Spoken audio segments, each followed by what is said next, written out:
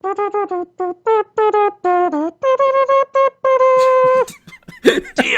going on, guys? DFH Locker Room, we're back. Episode number 2. We now have a fancy intro. We're even live streaming this to Twitch. We're going big this week, guys. We don't have topics. Value. Yeah, we have James Bot here again. Say hi, James Bot. Hey, guys. And we're not going to have topics on the screen yet. We were going to do that this week, and then, we run out of time because, one, I'm trying to make rosters happen and all this stuff. So we'll do that next week. We'll have one improvement a week, guys. Except this week, you actually got 2 because of that awesome kazoo from James Spot. So Well, the kazoo, it was a natural kazoo. I have a sheet metal one somewhere, but that'll next be week. next week. There's always next week. All right, so let's get right into it, guys. First thing we're going to go over is just some quick news about North America, since we're going to focus more on Europe and the RLCS and Rocket League patches and stuff this week. But there's some big news in the North American scene, so let's just get that over real quick. First off, signups are closed for the RLCS, so if you're not on the team yet, you kind of missed out. Too late. Yep. 5 p.m. Pacific time, I believe, was the cutoff date. So 5, 6, 7, 8. That was 56 minutes ago, based on my math. So. So that means Cosmic finally has to announce their roster because they finally put it into the goddamn website. And so it is Cronovi, Lochinho, and Gambit. The crowd goes wild. The super team is alive. And then Gibbs subbing because someone's going to get DDoSed. Yeah. So. Unfortunately, you'll be there for when that happens, and then you guys will win it all, and you get a bigger check, and then everyone's happy. Exactly. But I'll be here helping with the guys coaching, and the coaching is supposed to give me like group play. I'm just gonna pick apart every team that's in group play, and hopefully they can smash them all. That's the plan. But yeah, so big news there. We kind of figured that this was gonna be the roster, but there were some questions about Gambit, which there's been a big hubbub on Reddit, but we talked about last week, so we're not gonna get too much into that. The other big news, which I actually love, failure to launch gets picked up by Orbit GG, which is awesome because Orbit GG is a well-known esports organization, and failure to launch is a great group of guys, and they're probably top 3 NA right now, and I'm so happy for them, for sure. Yep, that is really, really big news. Orbit, if you guys don't know about them, go check them out. It's orbit.gg, but they had a pretty notable Counter-Strike team. And then also now they have like the nation's top Rainbow Six Siege teams for PC and Xbox. So they're really, really excited to get involved in Rocket League. So show them your support from the community, and hopefully this will be the start of many of these notable orgs coming into the scene. I'm hoping that maybe we'll see Denial and Cloud9, Elevate, all these other people coming in and getting involved. But yes, big day for Rocket League. Orbit picking up failure to launch. Yeah, for sure. Like right now, we've only had iBuyPower in for the most part. There's been no one else on the NA side that has come in, but now Orbit comes in. So this opens up more doors because more teams are going to see that. But like, oh, maybe like we should look into Rocket League. Maybe like Orbit's doing something that we should be doing. So it's always good. And with the RLCS around the corner, like I bet the top 4 teams that qualify will definitely have sponsors by the time the LAN happens. Because like if you make it, sponsors are going to be knocking down your door for sure. So. We should be seeing more soon, and yeah, super happy for failure to launch. Like they've been working their asses off, and it's paying off. So and for those of you who don't know who's on failure to launch, it's Geno Cop, Zane Jackie, Hot Wheels Sid, and then they've got their official sub Stev. So make sure you go shout out to those guys, find them on Twitter and whatever. And Zane is streaming sometimes, so check that out and support them. So good, congrats guys on that one. But then.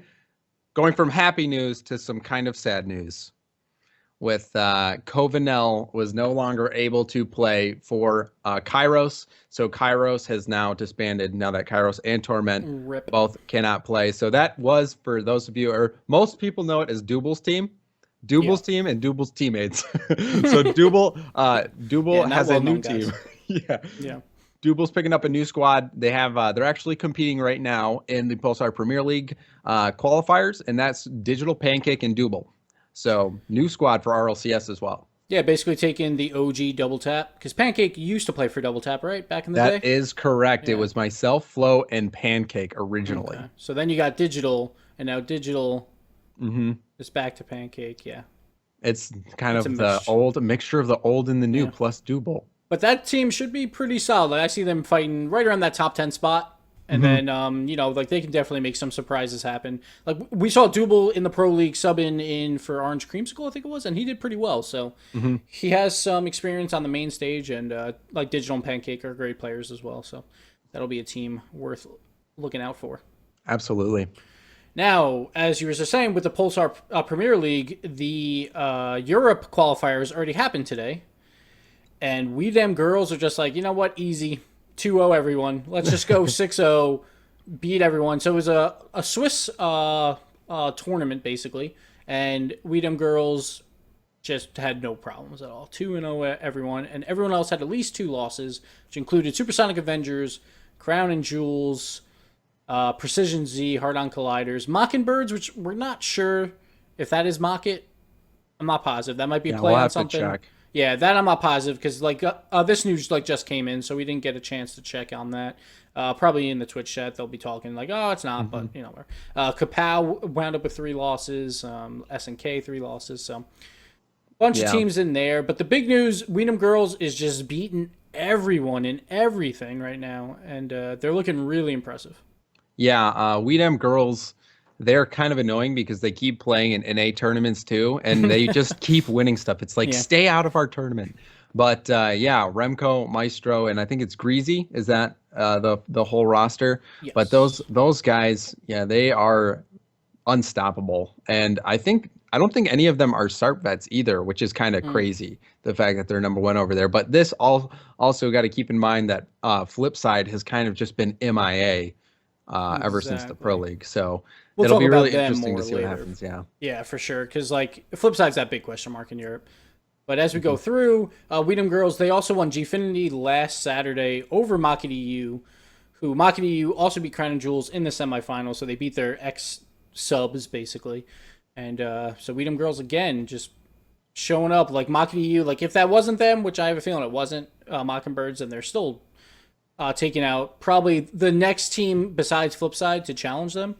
So, you know, they're just looking strong right now. And it's really just to see like if they can keep that momentum going all the way to the RLCS, because we know the RLCS is a few weeks away, so there's still time for teams to catch up. But Weedham Girls, like before they were a team even, they were playing in Mocket and stuff. Like they beat Cosmic one week, and like they've just been doing really well since the 3 of them combined, and they're looking really scary. Like I would say I would have them beaten Flipside right now if you put a gun to my head.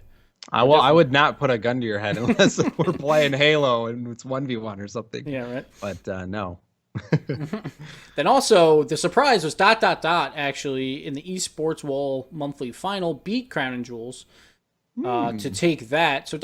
is coming back. I think they added someone to their roster. I'm not sure the specifics on that. I don't have that information on me right now.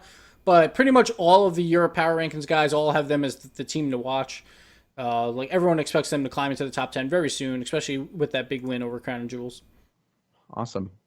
And then, of course, after like I badmouthed failure to launch last week, they go and pick up a sponsor. They go on and win Mocket. They beat Mocket Esports and Kings of Urban. They beat Mocket twice, I think it was. It's just like, all right, failure to launch. I'm sorry. I apologize. I was wrong. I still have you as 5th for the RLCS because I'm not going to back down. But you guys are looking great, and kudos for that big win. Oh yes, absolutely. And do I get any kind of credit for calling that? That's true. That's true. You do have them in there. So, but this was not RLCS, so we still have time. We still have time for them to falter. Maybe I'll have to DDoS them myself, but you know. Well.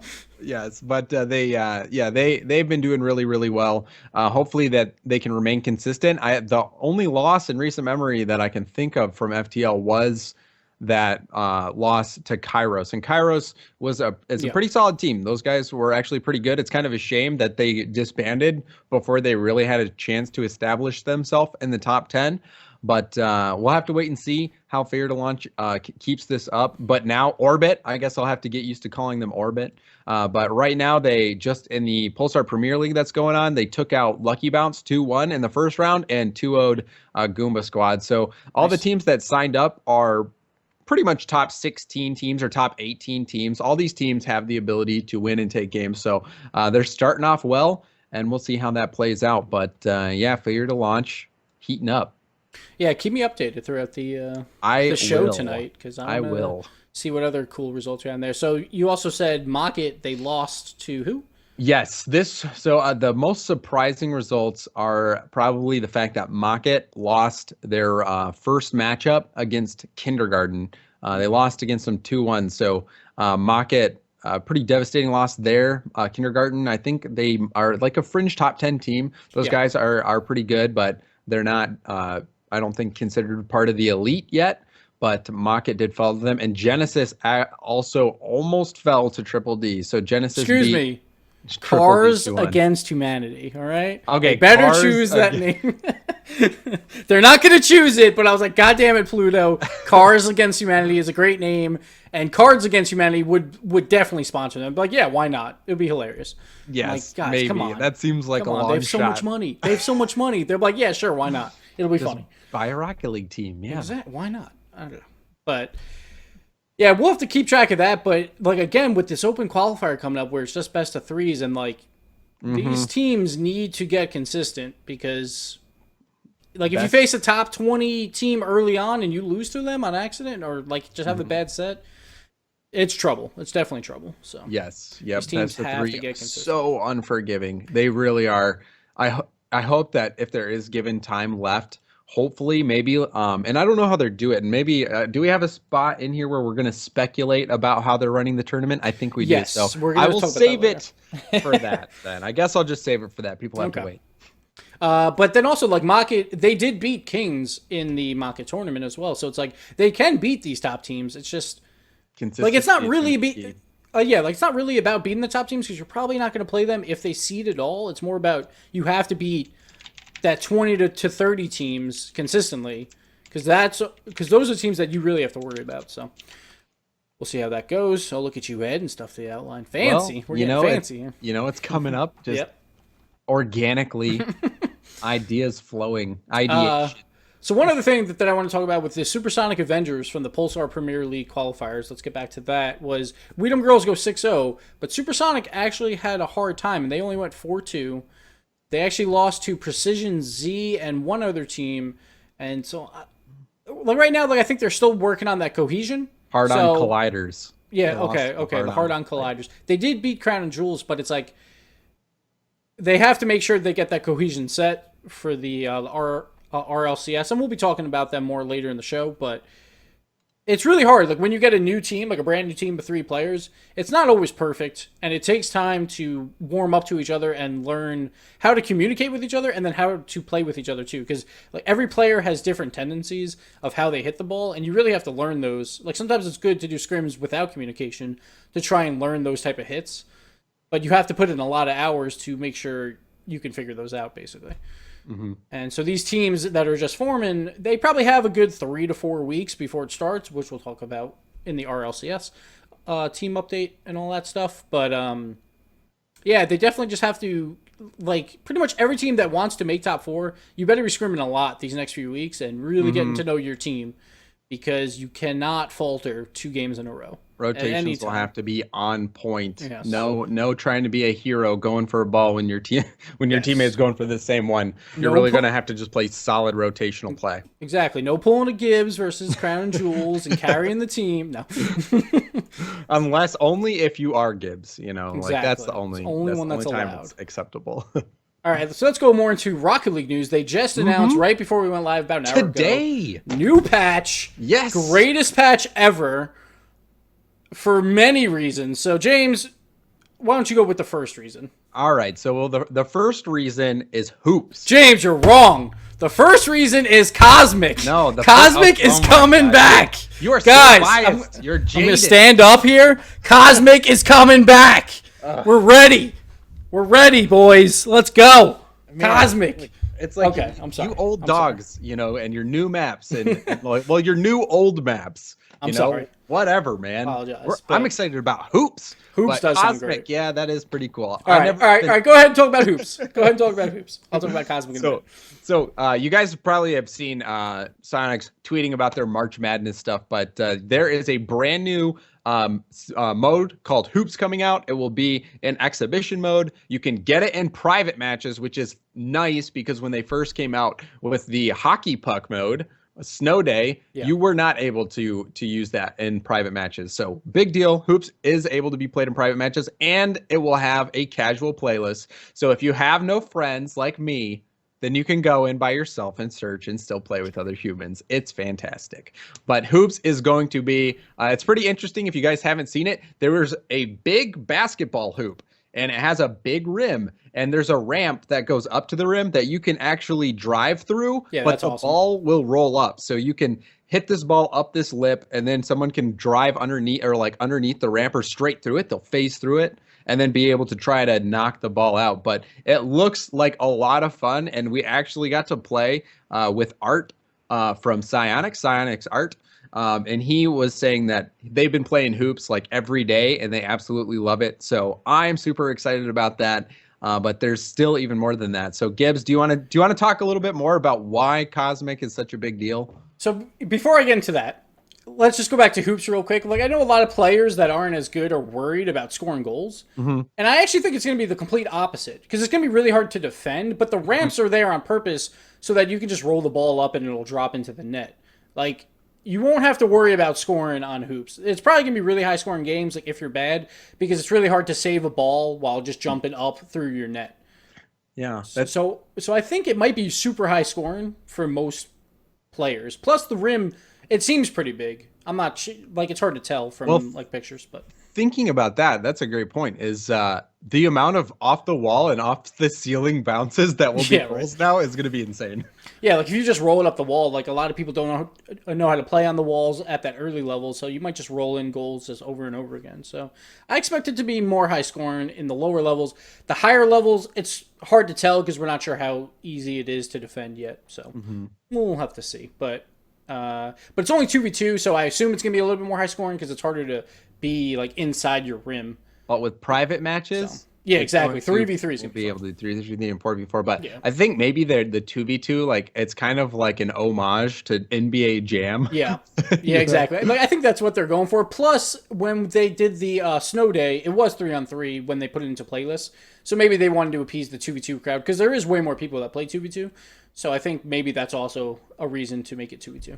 It's actually, that's an interesting point too, is for PC, we play a ton of 2v2, but on Xbox, the more people play 3v3. So it's, really? Yeah, it's that I was surprised to hear that as well, but that's the truth. Yeah, well, because they've probably only seen 3v3 this whole time, because most of the things promoted are 3v3, so maybe that's why. Like, they just keep seeing it, so they expect it to be the standard, while people on PC, when they first got it, they just, I don't know, they started with 2v2 and went from there. Okay, so Cosmic. Let's talk about it, guys. Cosmic is a beautiful map. One, it was like the first map to have like pretty high ceilings. So kind of like Underpass. It's not that extreme, but it made for better aerial play, basically. Plus, the ramps in the front make it a weird situation of like, do you have a goalie on top where your net is, or do you have them out further because it's harder to score direct shots because they have to get it like perfect height basically to get those goals. And if you don't, then it hits the ramp, pops up in the air, and it actually like a little funny. So the ramps kind of add a different goalie element, but then it's really hard to stop a dribbler coming up that ramp.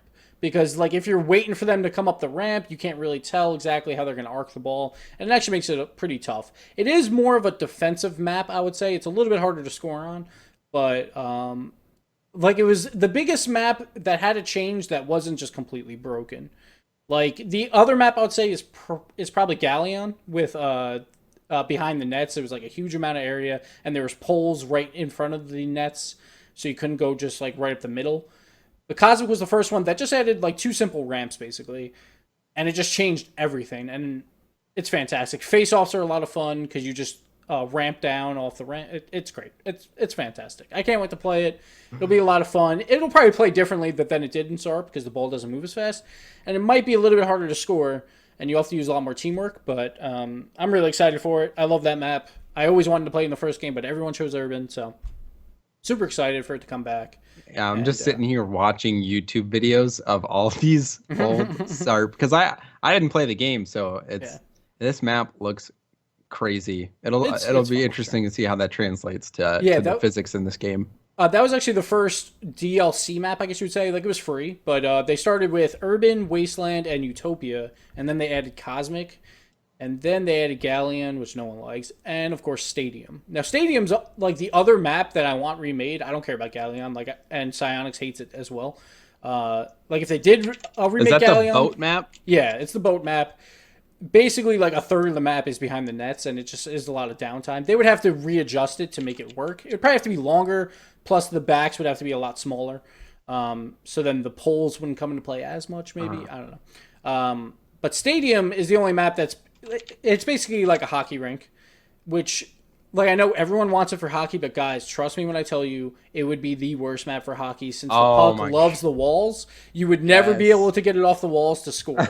It'd be really, really hard. Yeah, that would be really annoying. Maybe if you could mess around with the puck physics and maybe put a little bit of a lip on or like a rounded edge on the puck so you could pop it a little bit, because there's no way to pop it, which makes it kind of a pain. So it would be more frustrating than anything, but that map would be really good for the ball play, because then you can't really rely on backboard passing at all, like, unless it's really hard. So you would have to make adjustments and do more lateral passes on the field instead of using the backboard, which everyone uses on the standard maps. So it would definitely change the play, and teams like Flipside would get a huge advantage because they're probably the best lateral passing team there is. So I think Stadium would help them a ton, but I think other teams would pick up on it. It's just... You don't have to yet, so most teams don't use it. So I think if they added Stadium, it would actually improve teams because they would have to use lateral passing, and it would add another player into the playbook, basically. Yeah, I'm sure there would be some teams that type of play, or it would translate really well to their style of play where others wouldn't. So then team play styles really matter for win ratio on maps. So, but we'll see how that plays out. There's a whole big hubbub about, like... For you SARP guys, you guys love multiple maps. I mean, I won't. Well, I'll make that blanket statement that you guys go ahead. Like I'll say maps. My rant after. And we like, I am a new player. I just came to Rocket League, and I like just this net. I like the normal map, and all the like Wasteland. I'm not really that much of a fan of that map. I like play. I have the most fun on just that standard map, and I would be fine if it never changed from that. But call me a heretic. No, so actually, like, the reason why that it's all just standard maps is because most SARP players only played Urban. And so they're like, well, if everyone's just going to vote Urban every time, then why not just make every map Urban, and then everyone will love it. Now, of course, some players didn't like that, like I didn't like it. And also the map voting system in SARP was really bad. So when you played an unranked match, say you went to Urban first, it would then choose Wasteland next as your default vote, and then you could hit left and right and choose any map that you wanted. So it would just be majority wins, I think, or it was random, like between the votes. I'm not sure, like I don't recall. But so most people would just go back left and choose Urban because most people didn't want to play Wasteland or Utopia. I would always vote Cosmic, and it would just never come up. It was very sad because Cosmic was at the back of the list. So was like Stadium and Galleon. So most people would just vote Urban all day, every day, and that's why they went with it. I hated it that way personally, but I understand that Rocket League players, that's all they know. So it makes sense that they would not want new maps in yet. And it's one of those things, like, either Psyonix has to force the maps on them and just have them like kick and scream for a little while. It's you cannot force any maps on me. Oh, James, I can force a lot of things on you. Just give me to give you a few shots. Right? Yeah, exactly. And then I can force a lot of things on you. But all right, well, to be continued. And that's to get access to that. That's a Patreon level, like platinum, right? Yeah, right. Exactly. Now, where was I? Now you were talking about forcing maps on me. Oh yes, and I was saying no, you cannot.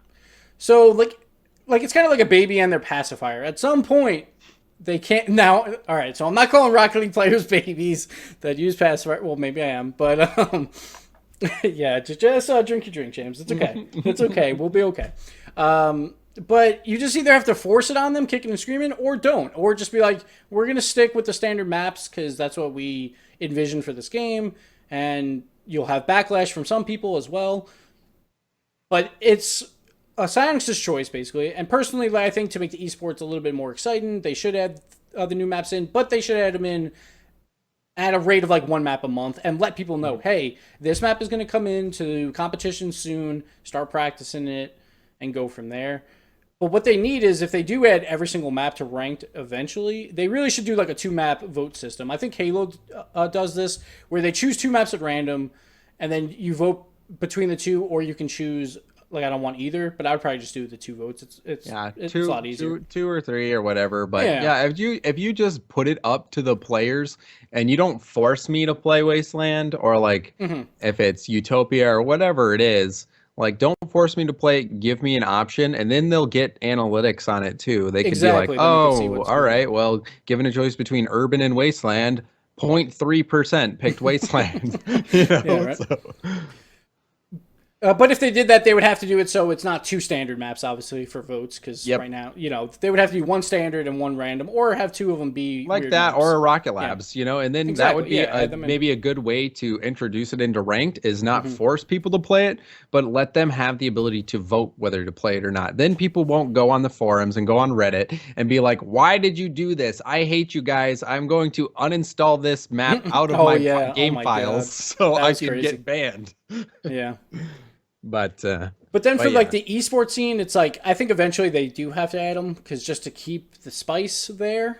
But they would have to like let the pros know and be like, hey, so RLCS this time we're going mostly standard, but next time be prepared for Rocket Labs, or be prepared for any map to come out, because we want you to be able to choose them. And like, it would still probably be like half the map standard, half of them wild, because you would probably each get at least 1 ban.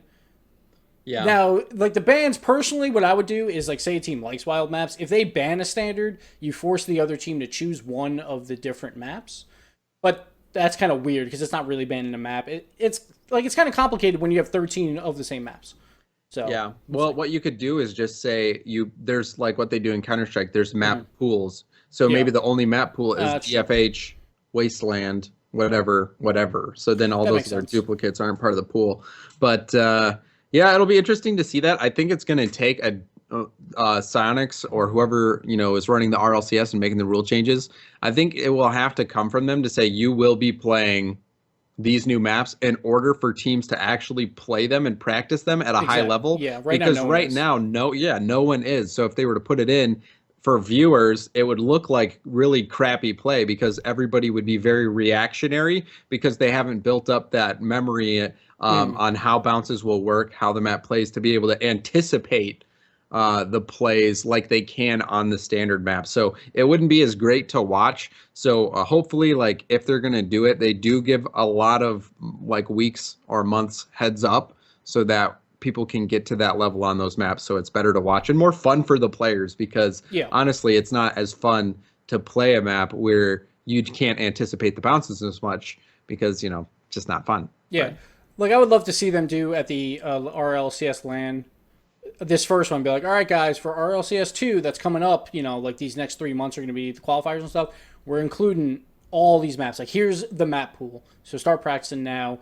And today that they're added to ranked, like, obviously I would rather them say, hey, they're coming to ranked in a couple weeks or so, but to get people to practice. But they really need a map vote system, that's for sure, I think, for, like, no matter what.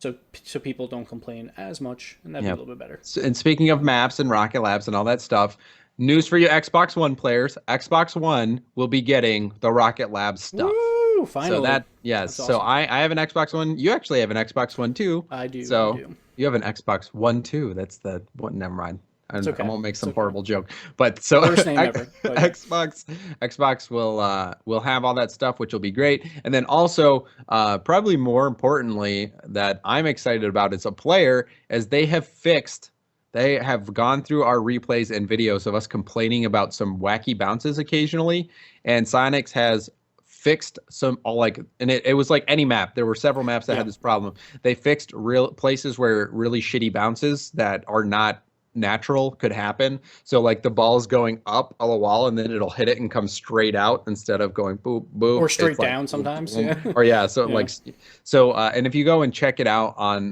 check out their Twitter or just Yeah, Twitter's probably best bet. I think Twitter would probably be your best bet. Yeah, go look at Rocket League's tweets, and they have some really great illustrations, like GIFs of the before the patch, how it would bounce, and then the after patch, and it's like, oh god, thank you. Oh my god, that helps so much. Hopefully Wasteland is truly fixed.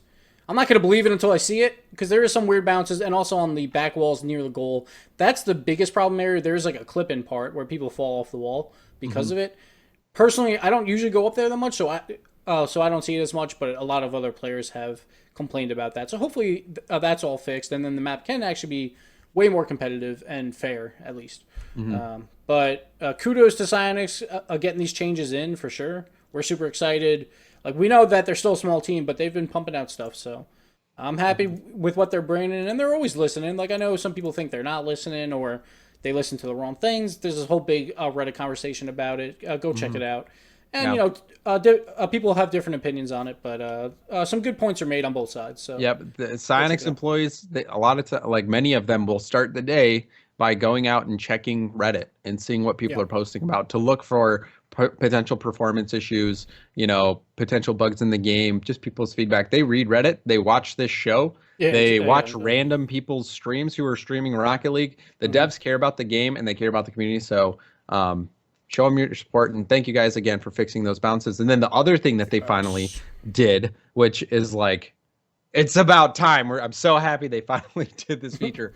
But you can actually save games from in-game. Like, you can bind a save this replay button. So let's say you hit a crazy freestyle aerial, you could bind F1 to save the replay of the game you're playing, and it will save it. And then at the end of the game, you can actually custom name the replay. So you could say freestyle, like, what, for instance, it would come in very handy for me today, because I was actually playing Lachinio with Zane, and you know, I got some montage moments right on Lachinio. Like, I will say that I did that, and I'm gonna make a montage about it. I want to see the proof.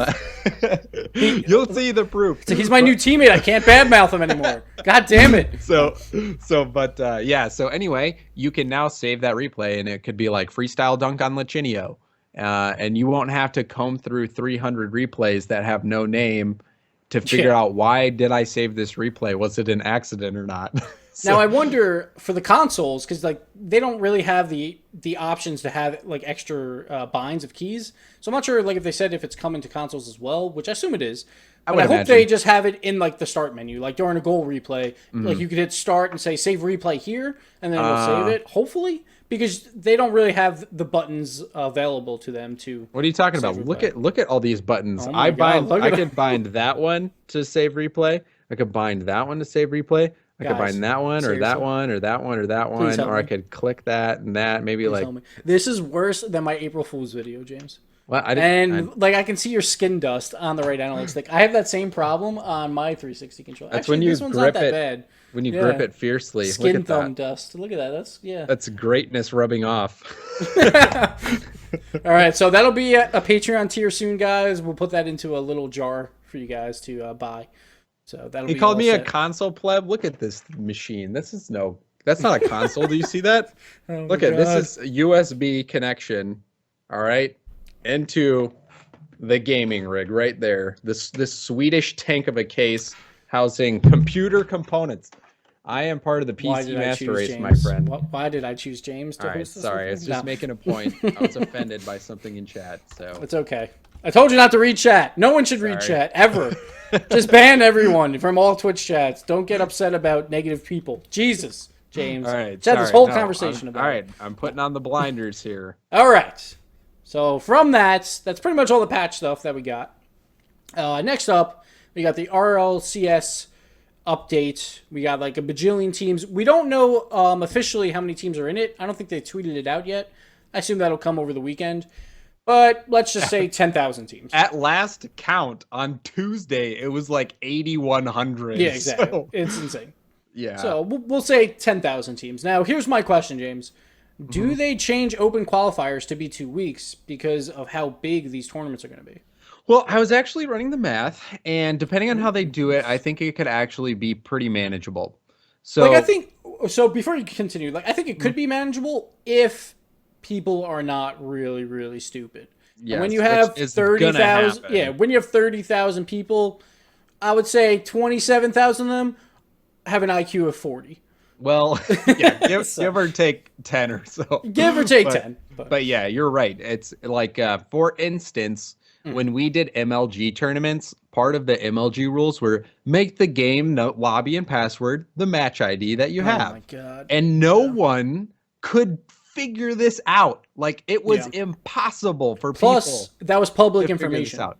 Yes, it was posted right there on the site. It's So, just people don't read things. So Well, I'm saying public information so anyone could join the game, which is a problem. Oh, I didn't know that. Yeah, which is a problem because anyone could just be like, "Oh, they're playing in a tournament. Let's go look up the match ID." Yes.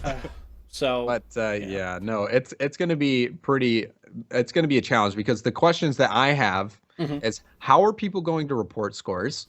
How are people going to resolve disputes? And then most importantly is how are people going to communicate lobby info? exactly, because that get the has to be games played? private. And then at the same time, like I could see some shady people coming in being like, "All right, I'm going to tell my friend the lobby info. He's going to change his name to Gibbs, and then join when we play Cosmic and try and get us like kicked out." Because Yeah. there's a lot of money on the line. I could see some teams in the lower levels doing that. So like you got to worry about that. So that's going to be disputes. That's going to be a lot of admin work. And those first few rounds, if there's a lot of those, it's going to hold up everyone, which could be a Yeah. really big problem. So real quick, my solution would probably be to split the regions in two for the winners bracket, which would still be the same thing. But you only play winners bracket on weekend one. You have NA on Saturday and Sunday. So you would have half the field play on Saturday. So it's a little bit more manageable. Half the field play on Sunday. You play it out until the top 8 are resolved, or top 4, because they would be automatically qualified. And then you go into weekend number 2 and you do the losers bracket. Then you know where everyone should be positioned on the losers bracket. And again, you could cut it in half and do half on Saturday, half on Sunday, since no one's going to be moving and flipping brackets like you normally would in a like double loss, because the winners bracket is already done and set. So I think that might be the best option for them. One weekend is possible. It's going to be really long days. And 2 weeks might be more manageable if they have time to extend it. But I don't know. So, yeah, I wonder how they'll do it. If they had some kind of like web-based interface that says you're this team, you play this team next, and dictate the lobby info like right on the screen, we'll see what we'll see what they come up with. It seems like it's kind of a tall order, and this is kind of short notice. But then the other thing I was thinking is like that's a good idea, like maybe splitting up the winners and losers. But another thing is let's imagine this. So 10,000 total teams signed up. Let's just imagine it's a 50% split on the region. That's 5,000 teams per region. Yep. So 8 teams move on from this, and it's double elimination. Oh my god, yeah. So if you divide 5,000 by 8, that's 625 teams. So if you had a team like an admin team, and like for each one of these 8 tournaments where the winner gets to go through. Okay. But I don't know. But then you can't do and it also the has double to be double loss. elim. Yeah. Yeah, it has to be double elim. But you so could I don't do know how that, works. like if you split that over 2 weekends, like I was saying, where you just do winners bracket in one weekend, then you could do that and split it in quarters at least, because you know top 4 are moving on because they would be in the top 8, like if they did lose in the semis. So you could do it that way for sure, and then have admins in certain situations there. But the main thing is knows? definitely going to be the frickin' lobby info. That is lobby going to info be is hell. huge. Yep. Yeah. Definitely. And it has to be like secure. It can't be like MLG1 is the password, because then everyone knows throughout the rest of the tournament Yeah, they're gonna be guessing the as 20th soon as match they- is MLG20. So it's like you can't do that. So they better be just random words or random code that is made up. Bluebird Skyline. There you go. That's a random There you set of go. words. Yeah, I'd never. Yeah, like guessed I that. always make just random words. Like when we did ESL, like I would have themes. I would do like rappers one week, or I would do like fruits another week. You know, just stuff like that to change it up. Have some fun with it. But, Kiwi.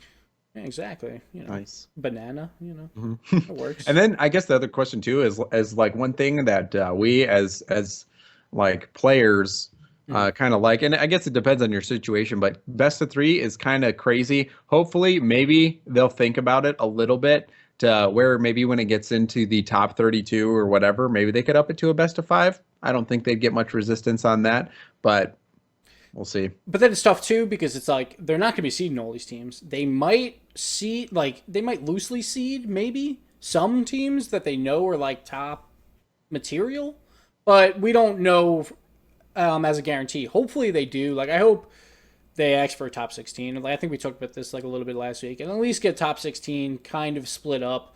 So like of course like there'll be some surprises, but you just got to go off what teams have done already. Like I have a lot of faith in the guys running RLCS, and I think if I had to make a guess at what they're going to do, they'll probably have some expert in the scene who knows all the teams, knows all the players, and they'll look at all the signups, and then based on the names that have competed and done everything, they will do a rough seeding. I think that they will do that because they don't want to, obviously they don't want teams that they want the best teams to make it. So they don't want to put teams at a disadvantage by having a flip side knock out a Supersonic Avengers or something like that. I think it's in their best interest to do that. And I honestly think that they will. So that'll be exciting to have confirmation on, but I've got faith. The other thing is too, that I wanted to bring up, and I don't know about you, whether this is true or not, but I was thinking about it, and there should be no reason why you shouldn't have signed up with 5 players based on the rules. That's true. The only problem is most people can't find that 5th player. Like, you should just put anyone. Like you could put your brother, who doesn't even exist, down. You could. Now, so your reason is a little different than mine. Like, I would like to have a full roster just in case something weird happens and like internet starts going out. You just want that backup if you need it.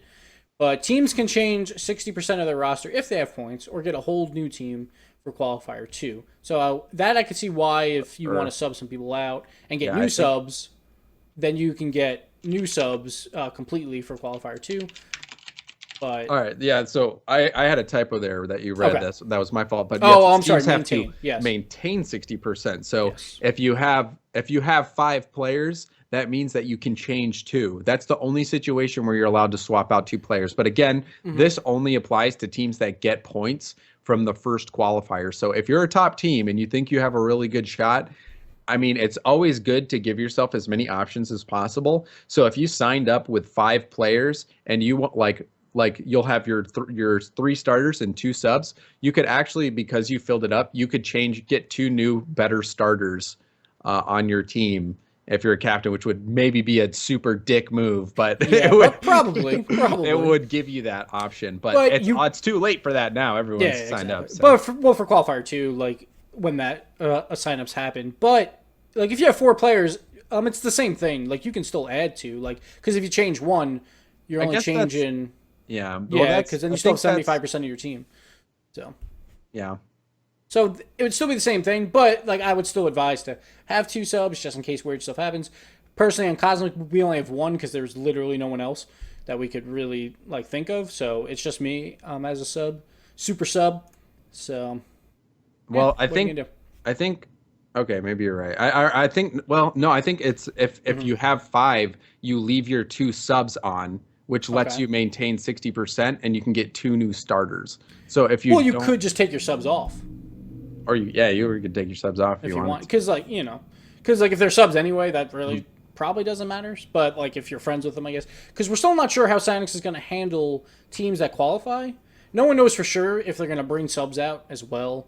We assume that they're bringing out the 3 starters at least. Well, I signed up as a sub for somebody. I'm going to keep that a secret, but hopefully I can get. So there. Who knows? They might bring subs out. They might not. They might be like, hey, if you have a sponsor, then they can bring you out. But who knows? Because generally, like if you have 3 players there, barring some weird emergency, you'll be fine. So I don't know. We'll see. So that's it for the RLCS updates. We'll go into some Europe news. So I actually want to go even way back to the Pro League even. So Europe goes on to win the Pro League. What I found most impressive with Crown and Jewel's win, like of course like the comeback was great and all that, but they had 5 players and they rotated 5 players throughout the entire tournament, which is actually really impressive. They had Killer number 7, Siki, Pashi, now I'm forgetting their names off the top of my head. Yeezy? Did you say Yeezy? Yes. Yeezy, and then there was, I think I said Killer, I'm not sure. But either way, they had, I think, 5 players all rotating out. And I think one was because of internet issues at the start. But that's still really impressive to come through that, like the top 8 teams basically like in the world, to win that with 4 to 5 players on a set rotation. Most teams can't do that. Most teams have 3 starters, and that's that. And if they have to sub, it's kind of a problem. So that was really impressive. And then they had their big, like kind of public name calling, basically, like on Twitter. And so most of Mocket left. Most of the starters of Crown and Jewels, left to go to Mocket EU, which was Pashy and Siki. And Scrub, he also went. He was a sub for Crown Jewels, but he couldn't play in the Pro League because he subbed for Spectral. But Scrub, he also left as well to join Mocket EU. And then, of course, the age requirement for RLCS makes Scrub can't play. So they picked up Mystic, who was originally from Spectral. And then he was thinking about joining with Vogan from what I got from the Doomsy interview that I did. And so that left Vogan kind of out in the cold. But I think he's found a new team, which I'm not sure if that's official yet. So they split off. And the subs, basically, what I consider the subs, they are now on Crown and Jewels with Killer Number 7, Yeezy. And then they got Violent Panda. And I guess they also have Stocky, which I wasn't sure about. But I guess they have Stocky as well. So that's a pretty solid lineup. Because Violent Panda comes from the Three Musketeers, who was a solid team, like an up-and-coming team, but they decided to part ways. Probably because they were just a little bit, like, they weren't top 4 quality. We'll just say that, to be frank. They were like 7 to 10 quality. So maybe they wanted to split up, like maybe Violent, he had a chance here to play with Crown and Jewels, so he took it. So they split up to form that. So now, basically, one super team turned into 2 pretty good teams. I wouldn't say they improved necessarily, but now there's 2 teams fighting for that top 4 spot instead of 1. So it makes Europe even tougher than it was before, which is a big problem for most of the Europe teams because Europe is just insane. They're too good. Yeah, exactly. We need to stop them now before it's too late. Same thing happened with Supersonic Avengers. They kind of split. And then some of them went to Weedham Girls, and then some stayed on Supersonic Avengers, and then Doomsy, my boy, he joined Supersonic Avengers to help round out that roster. So again, Supersonic Avengers kind of split up, and then Weedham Girls picked them up with some Spectral players. And so that's how they got to the Remco, Greasy, Maestro lineup. But then SA had 1 sub, which I think was Snasky, and ELMP was on playing. I can't remember offhand. Me and James are not extremely versed in Europe, but I plan to get more versed in Europe as we go on. I just haven't had a chance to watch recently. But the Doomsday pickup is huge, and that basically moves them to a top 4 team, in my opinion, because I think they just needed a scorer on that team, and Doomsday definitely provides that. But Weedham Girls has been just crushing everything. So, again, that basically fills out the top 4. I mean, there's not much more room. There's also Flipside, obviously. So, top 5 maybe? Like, I see Crown and Jewels probably falling down a bit and not finishing top 4, but Mocket EU should probably stay up there. Flipside, Weedham Girls, Supersonic Avengers. We both have them as our top 4 for the like RLCS. We might have them in a different order, but we'll go over that a little bit later. But Europe's going to be tough. It's going to be really, really hard to qualify. It's a lot different than NA. Like I think NA, there's the top 2 with Cosmic and Kings, and then there's a big drop off. And then it's like kind of a shit show. It's kind of up for grabs. Yeah. And then Europe, I feel like it's the top 4. Maybe Supersonic Avengers could fall down to that tier 2. It's hard to tell right now. Let's see how well they gel. But then there's a little bit of a cliff before you get down to the 5 through 10, as of now. So that's why like our predictions are both exactly the same because like that's just like the way it's looking, and Europe's gonna be really, really tough. But Europe is so competitive, and in a best of 3, I'm planning to see a lot of upsets, a lot of weird teams making it in. I could easily see like Flipside not making it to top 8. I could easily see that, like if they decide to just kind of fuck off and have one of their weird sets for 2 sets in a row, which is very possible. Oh man, I don't know. Flipside, they're so good. They're so good when they want to be. But like after 10 hours, if they have to play for 10 hours, I just don't know. Yeah, I just don't know. It's a question mark, but I've got faith in those guys because they have really they obviously lost the Pro League in heartbreaking fashion, which you've got to wonder how that affects them and the team dynamic and mentality. But they are so good. Yeah, but who knows? Who knows? They're so good, but they also haven't played in a month, so it's like Are teams catching up, or is Flipside just going to come back and be their usual selves and just dominate? But like they're the one team that like they can play down to their opponents from time to time. Like the Pro League, they had a lot of 3-2 sets against teams that they probably shouldn't have 3-2'd, and they were closer than expected. So maybe that's more of just everyone catching up to them and like everyone kind of getting on the same skill level now. Because as this game grows more and more, there's gonna be a lot more players that can play with Flipside. And then and then sometimes it just comes down to like one weird 50-50 could decide a game, and it's gonna happen. Bad face off. Yeah. So like I expect Flipside to be there, but it wouldn't be the biggest surprise in the world if there were some weird upsets and they don't even make top 8 going into groups for the first time, and then they're like, all right, let's be serious, qualifier 2, and then they just sweep everyone and just win qualifier 2. Like I could easily see that from them. They're a big question mark right now since they haven't been playing, but. We Them Girls, though, they've just been winning everything, and I don't expect them to lose to any of these teams in best of 3s, except for maybe like a Flipside, like if they wind up playing them. But or Double Tap decides to reform and give them a run for their money. Exactly. Or Double Tap and on NA servers, but whatever. Oh yeah, did we discuss? Oh, that's I guess another thing we forgot to discuss in the NA news was that Double Tap disbanded. Oh yeah. Yes, Double Tap officially disbanded, but we talked about it with Digital even in Espion. Yeah. Okay. Yeah, that's right. That's right. We talked. Okay, that's right. Okay. Yeah. So we kind of talked about it, but. Gotcha. Yes, but RIP Double Tap. Loved you guys as a team. Was rooting for you, James, but I hear there's other plans for you, so we'll see. Yeah, we'll see. You will see, indeed. But yeah. So you put down on this outline at first, so I'm gonna just out you instead of me. For the Cookseer slump. Oh yes. So like you want to talk about this?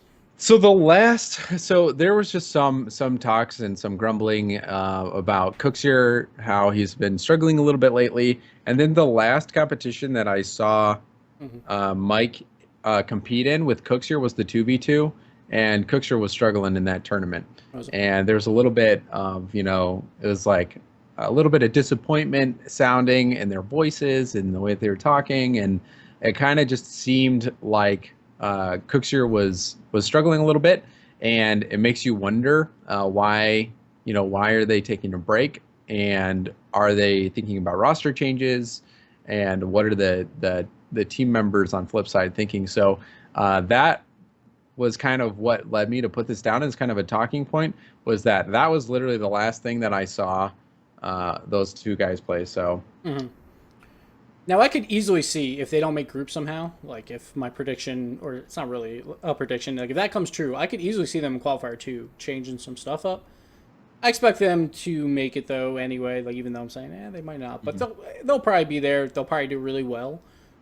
But maybe this break is what they needed. Maybe they've just been playing so much because like they've been on a grind just trying to win everything over and over again. So maybe they just all needed a break. Oh, I'm starting to drop a couple frames. Uh-oh.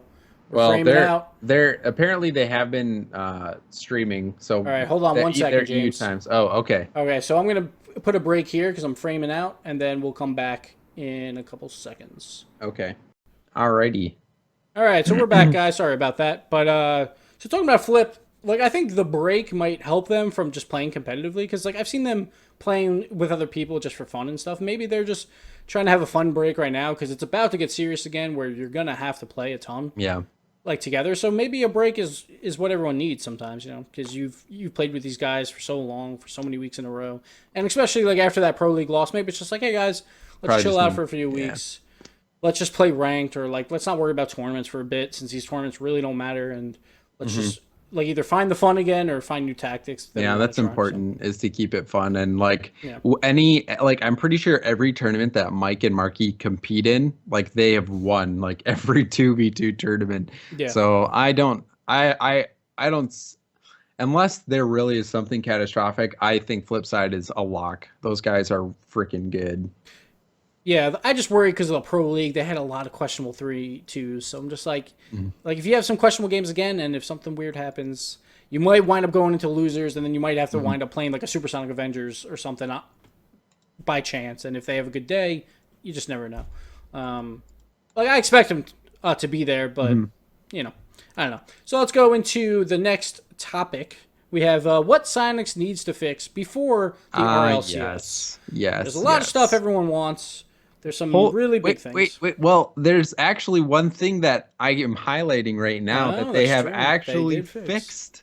That is so true. They've gotten ahead of it. Yeah, so we had wasteland floor and walls that needed to be fixed, and hey, maybe they fixed them. They say they fixed them. Yeah, I guess. But I still want to play it, Subject to testing approval from the community. So we'll see. I expect them to be pretty good, but who knows? We'll probably find a couple more bounces, but you never know. One big thing I hate, and it was just brought up on Reddit recently in one of my videos, was notifications appearing in the middle of the screen. There needs to be an option to turn that off. No one cares about the notification. 1 minute remaining. Yeah, or even shot on goal when I'm throwing it up the backboard. It's like, oh, center ball. I'm like, yeah, no shit, it's centered. It's centered to me, but now I can't see the ball. Thanks a lot. And it really screws me up. Like, I know some players are just like, it doesn't really bother me. But some players, it just kind of messes things up. I completely phase it out. Yeah, exactly. Some people phase it out. I personally don't. But I would love for it to just be an option to turn it off, and then only have it on the top right of the screen, because that's all. That's all you need. No one really cares about any of those stats anyway. So who cares? Now this one's big for you, so I'll let you take it. Yes. If I could sit down in a room with one of the developers and they said, "You have one wish. What should it be? What is your wish, James Blatt?" I would say, for the love of God, let me disable camera shake in spectator mode permanently forever. Just take the option out of the game. Yes, do not. Just don't. I want camera shake to never exist again on my computer. Just take it out. Yeah. So if they provided that, then I would be very, very happy. So please make that happen. Otherwise, Twitch chat and RLCS or anything will be, oh God, camera shake's on. Oh man, I need a camera shake emote. That's what I need, because I'll make so much money from people like, oh, I want to. Yeah, I should really do it. So I'll ask Seismic to make me a camera shake emote. Camera shake. That's all people will be putting. Genius. Be all set to go. All right. So some other things with Spectator, we want to see the boost amounts. That's really helpful for shoutcasters to know, oh, why did he miss that? Oh, because he ran out of boost mid-aerial. Sometimes you can't tell, and then you're like, did he do that on purpose? Did he get called off, or was it just a boost issue? So that'd be really helpful. Plus, it's a good talking point. I'm in the middle of the game. If one team has the ball, I'm in the other end for a while, and all three players have zero boost. That's a big chance for the offensive team to score. So that'd be nice to see. Even see all six on the side of the screen would be good to just have auto updates. Some type of view, yeah. Yeah. Then also, personally, I think a spectator minimap would be great. I was actually watching the CSGO major a lot this weekend. I guess it's not the weekend yet, but what do you mean? It's freaking Friday. That's true. I guess it's Friday. Well, I was watching it Thursday and Friday, kind of at work while doing work, but whatever. Okay, gotcha. Let's not talk about it. But they have a mini map obviously for people to see where plays are forming and stuff, and that would be really helpful to see where the cars are when they're setting up passing plays. He set this one up in the middle, but no one's there because they're both getting back boost. Maybe hold tab to get the mini map and be able to draw in it, because you can draw on the Counter-Strike Go map actually. Okay, yeah. So it's pretty neat. But it'd be good just for the common viewer, just to see how the rotations are happening and stuff like that. Would be a lot easier to see it on minimap, because if shoutcasters are changing camera views and stuff, it's harder to keep track of. So that might be pretty useful for the everyday viewer, and I would personally like it. So yeah, same here. Then this one's also gone. I wrote other maps have a few wall issues, but supposedly that's gone. So kudos, Psyonix. You knew that was coming. They were spying on our outline. Psyonix. Thomas caught me in something today, so that was fun. I don't know if you saw that in the Skype chat, but it was... No, I did not. Oh, I said I was going to rip Thomas's throat out if they didn't add rank in, because me and Fisho were talking about it, because that was before the game, and then he's like, please don't rip my throat out. I'm like, I didn't even know you were in this chat. I was like, oh. It was really bad. It was really bad. It was pretty funny. Pretty funny. Then rank system, I think everyone kind of wants a new rank system. It's just really hard. Some things have to change, rank decay. That obviously needs to be in there. Fisho can't even play on PS4 because he's I'm ranked too high, and I'm just going to lose every game. So, and I haven't played since Season 1. Why am I I'm just going to lose every game. Oh, there's a little beef stirring up now between Gibbs and Fisho. No, that was his words. This is gonna be that was his words, not mine. So... No, so there's that, yeah. It's And the then same. It's same for me. Like it's the rank system. It's like it's. I bet it works well for 99% of the players, but once you get up towards the top, like my MMR, like right now, I'm like when I started, like after I did my 10 placement matches, I was like 16th or 17th and 3v3, and I like literally have not even played, and I keep going up because people at the top, oh, they they're playing and then they all they lose. do, yeah, all you can do is like you win, you get nothing still, and you lose a bunch of points. And it doesn't make it fun. So there's not as incentive, there's not as much incentive to play. And then yeah, just it's kind of I wish that they would look into it more, like about once you get to the top 100 or whatever, like making that ranked experience a little bit better. Yeah, because like if they use them more, yeah, then like if you're at the top, then you can't do anything but lose pretty much points. Like you could gain a couple here or there, but they basically need an MMR for like the middle ground, and then at the top change it to like a point system. Like if you're in like top 500, you change to like a point system. But if you start playing bad, then people can move up, kind of like League does. They have the Challenger and the Master tiers and stuff like that. So make it like a point system near the top and make it compete based on that. But you get rank decay if you don't play, to make sure people are playing. Like hell, like if you don't play a mode in 3 days, you should probably start losing some points. Like if you're that high up on the leaderboard, because you want it to be competitive always. So you need to make it a quick rank decay and not have people just sit on it for 30 days, play one game, sit on it for 30 days, play one game. So like it has to be a quick system. But They need to have a think tank workshop on how they can do a new top end ranking system. Yeah. Like Now, it'd be awesome. the other thing is it's hard to compare to like a League of Legends. Something like I just did kind of, but it's hard to compare to like a League of Legends or some people were comparing it to Hearthstone. It's like, well, they have millions of players. So like at the top, there's still tons of people to play. While like on our end, when we're sitting out there waiting for a queue for 5 minutes and then we get only champions or Rising Stars or whatever it is, it's just there's not a lot of players playing this game. Like there is a lot in the grand scheme of things, but not compared to a League of Legends or Hearthstone. So it's hard to compare rank systems to those games. And sometimes we fall into those traps, but I mean, when they have millions of players, yeah, the rank system can be a lot better because they don't have to worry about super long queue times generally. League, they still have pretty long queue times, but they also have super long games, so it's a little bit okay. Maybe they need to, in ranked, make it a best of 3 or best of 5, so you're in that lobby for a little longer. That's so then, pretty interesting. So then you could keep like queue times long and people won't mind. It's hard to have like a queue time of 3 minutes and then play a 5-minute game, queue time of 3 minutes, 5-minute game. But if it was a best of 3 or best of 5, makes a little bit more sense. That is an interesting concept. I had not even thought of that. You're a genius. I know. Psyonix just hired me today. But that would be a good idea.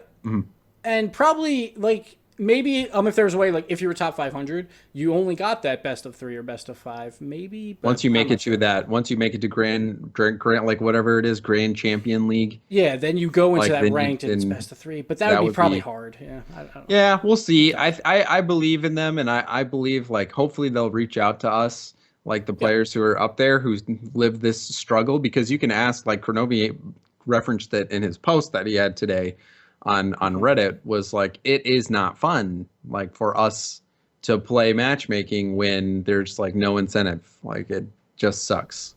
Yeah. So but then like other people have points of like, well, your incentive is to play in tournaments. And it's like, yeah, but we don't have a it'd ton be of nice. tournaments to play in like That's every day. true. Like me right now, like I can't even, like I'm not able to get my fix of high level Rocket League because I don't have a team right now, so nobody wants to scrim and nobody can like I have to, like, it's a struggle to put together private matches. Yeah. And then for ranked, I just will never get a match. And if I lose, I lose a trillion points. And if I win, I get nothing. Like it would be nice to be able to go in like and be able to get that fix of that high level play and also feel like I'm getting something out of it. But that's a whole nother thing. Yeah, I think a best of 3 would be great because like games do sometimes just go really weird, really quick, and then it's like, oh, this game's over, now I gotta wait for queue again. And like a best of 3 would be fun for comebacks and stuff like that too. So I think that would be pretty good. Like best of 3 is probably better than best of 5 because best of 3 could last 20 to 25 minutes. So maybe that's better. All right, so that's on it. That's it for Psyonix. What they need to fix. Like they're definitely trying and they're definitely listening. Like we know that they listen to this show. They look at like every Reddit post. They've probably looked in my diary that I have at home. So They're on top of it. They know what needs fixing. It's just a matter of resources and time. So Yeah. and what we have to do is just show them what we want in a constructive manner, and maybe like even like bring up some examples. Like sure, like you could be like rank's broken, but if you have no fix for it, that doesn't really help. If you don't So have maybe bring up suggestions or suggestions, yeah. reasons why, like if you don't really articulate, like, or yeah, exactly, you got it. All right. So on that, let's move on to our top 4 EU predictions. So let's put them in order here, since we both have the same top 4 for the RLCS, obviously. So I'm going to put them in order, and I'll start. And I'll start at number 1. I'm going to put We Dem Girls. So the reason why I put them over Flipside is because, again, the Flipside a Pro League situation. Now, maybe that was a fluke. Who knows? But they tend to lose games when it doesn't matter as much. So I could see We Dem Girls winning the group stage. So this is more for group stage. Like I'm not talking about the single elimination bracket. I might then have Flipside at 1, but I'll say for group stage, like going into the bracket. So I would have We Dem Girls at number 1, Flipside at number 2. Probably Mocket EU at 3. I'm not sure about 3, 4. And then Supersonic Avengers at 4.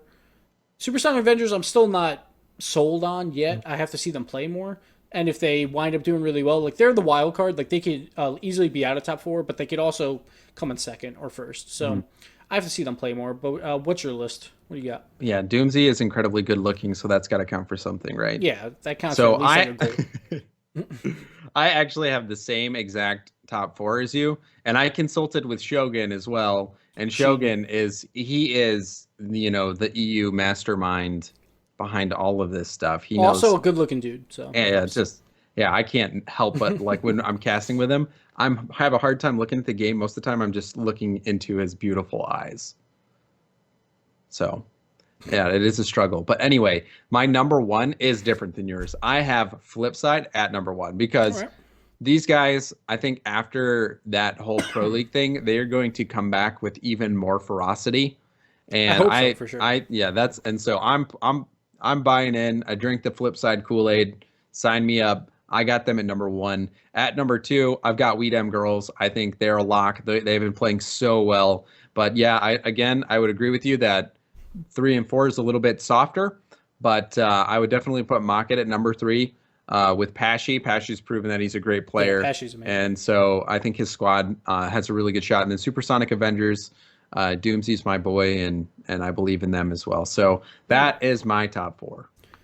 Okay, so not much going on here compared to NA. Like NA, we had a little bit more of a looser top 4 because there's just more teams competing in that tier. But at Europe, it seems like tier 1 is getting pretty solidified. But Supersonic Avengers is probably the ones that could fall out of there first before the rest of them. But we'll see. We still have probably 3 or 4 weeks. We don't know when it starts, so that's also what we would like to know for the RLCS. The only thing we know is it's not during PAX. We found that out. They told us that for the PAX people that are going, because a lot of North American players are going.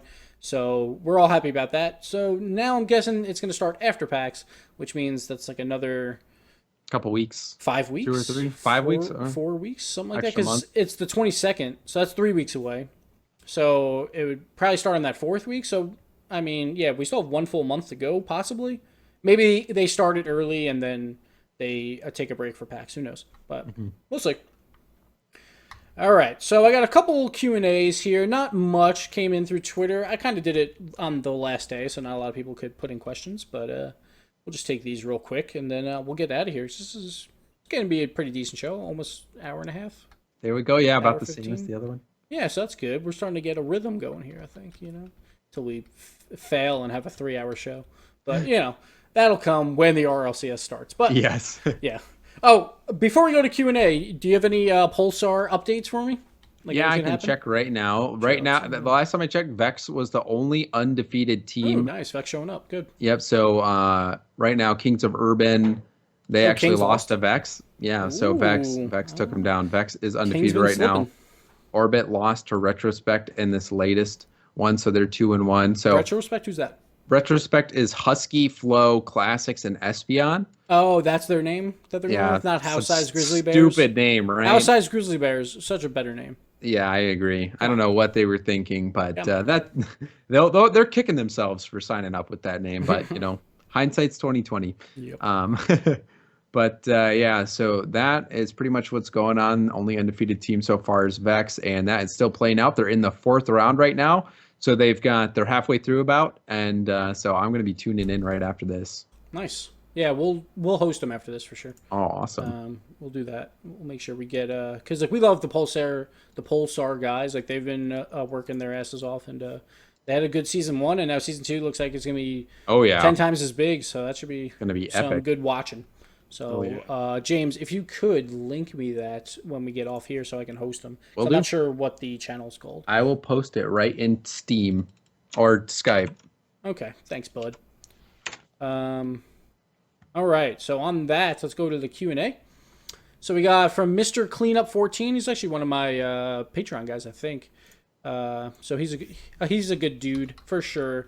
Do you see an underdog team just going on a streak and getting into groups, aka a non-ranked team? So what are your thoughts?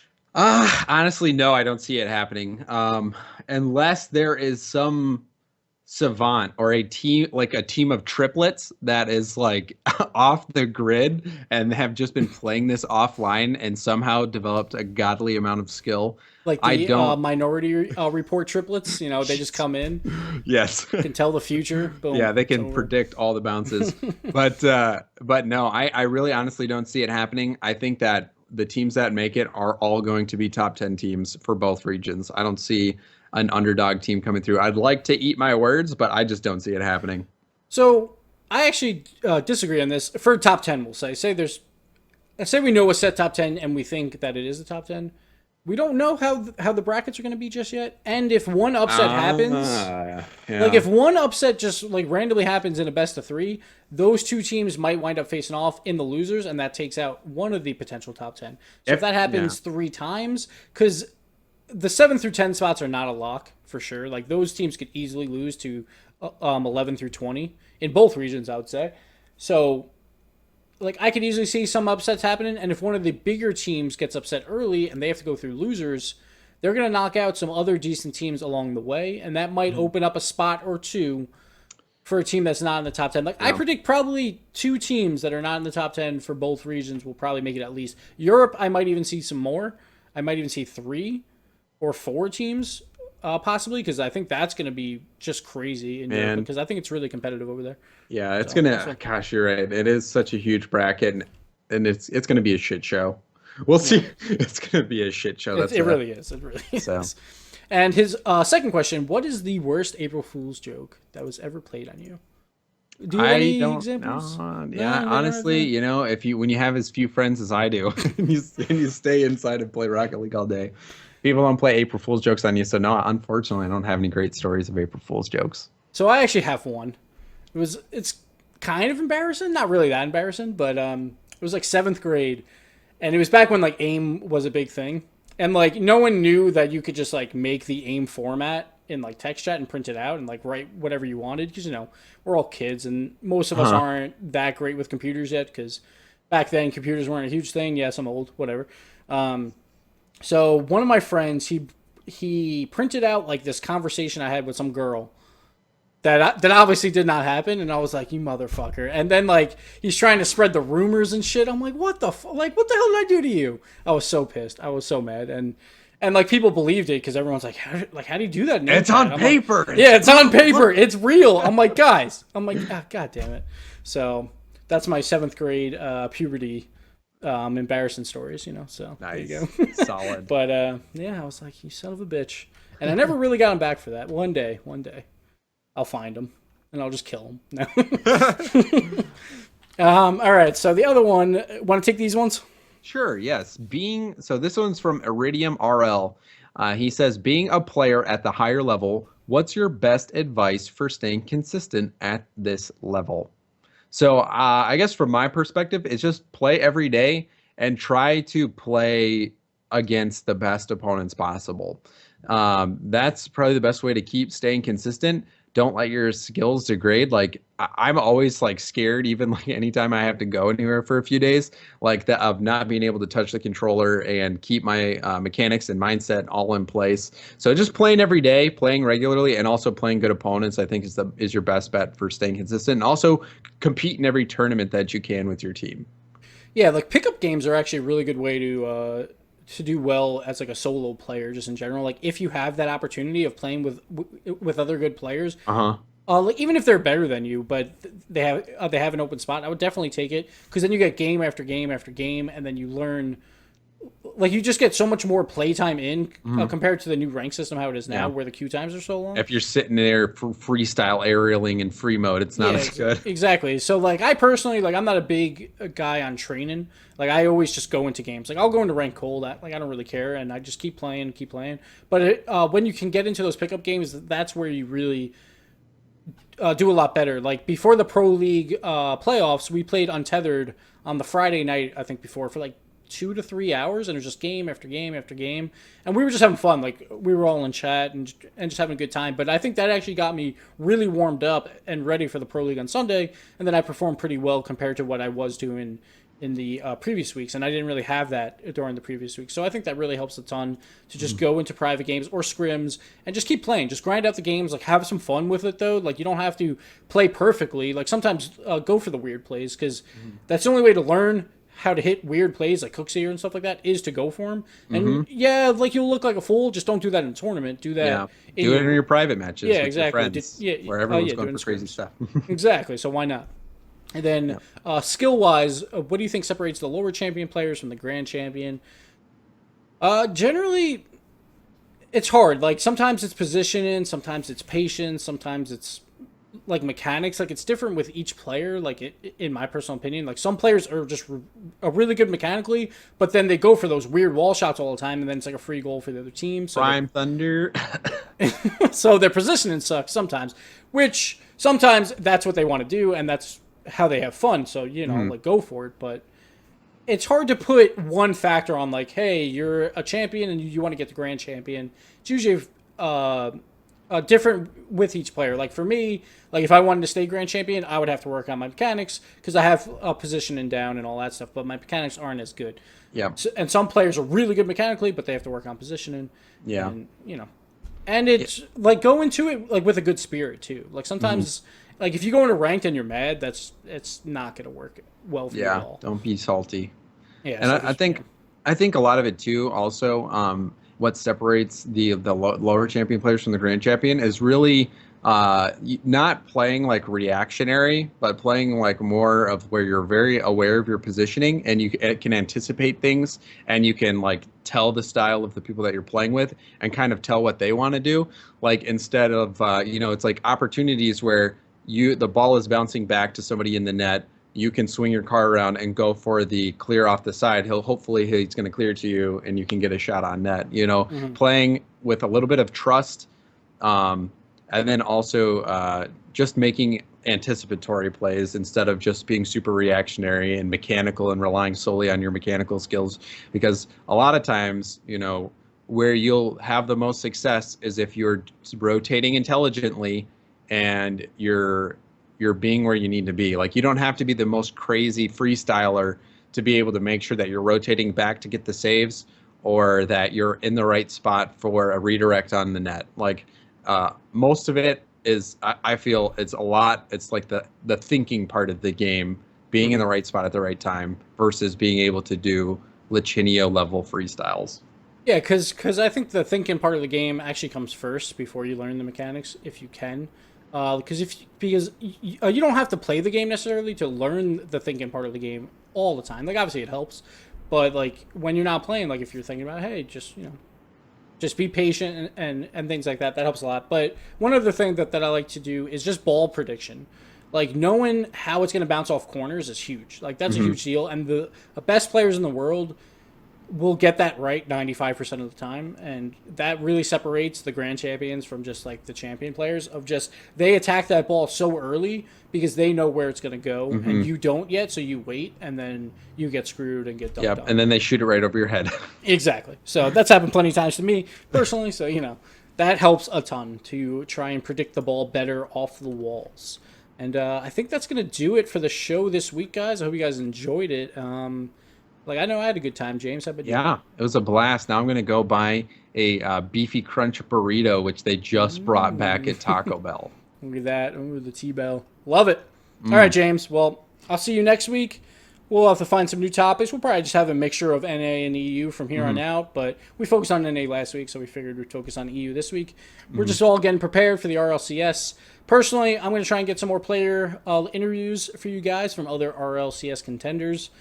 And, yeah, like anything like on the horizon for you, James, that you can talk about or no? Yeah, absolutely. I'm going to be getting not only a beefy crunch, but probably a cheesy gordita crunch and a bunch of hot sauce packets. So that's wait. Not hot fire, sauce? not mild, hot. Hot sauce. Now, fire sauce is the best condiment in the world. We don't have enough time to get into No, this. we do. Fire sauce is the best condiment. I was so mad today because I came home and I have this red cup of just fire sauces that I just leave in the drawer, and I had one left. Oh, and man. my wife brought me home a taco, and I was like, shit, this gotta is it. Now I have to go to Taco Bell. Go inside. No, so you but can, the worst thing is the Taco Bell nearest me, I can't grab the fire sauce myself. It's behind the counter. Oh, wow. So I'm screwed. So I have to like find a different Taco Bell that's like 15 minutes away and then just hoard up. That's what I need to do. But fire sauce is amazing. I can't believe that you go hot sauce. Hot all the way. All the way, baby. We can't be friends anymore. We can't. You All are right, not sharing the same bed with me. Looking for a replacement next week. Exactly. So if you like fire sauce, call in and we'll have an interview and we'll get you on the show next week for DFH Locker Room number 3. But this has been DFH Locker Room, guys. Hope you guys enjoyed it. It's our second episode. Let us know what you want us to improve.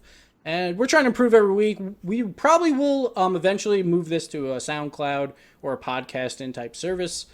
We're just trying to see how long this stays and how long people want to see it, and then we'll figure that stuff out. Like, if it's a mainstay, we'll put it on whatever platform that you guys want. Like if you want it on the Wii U, we'll put it on the Wii U.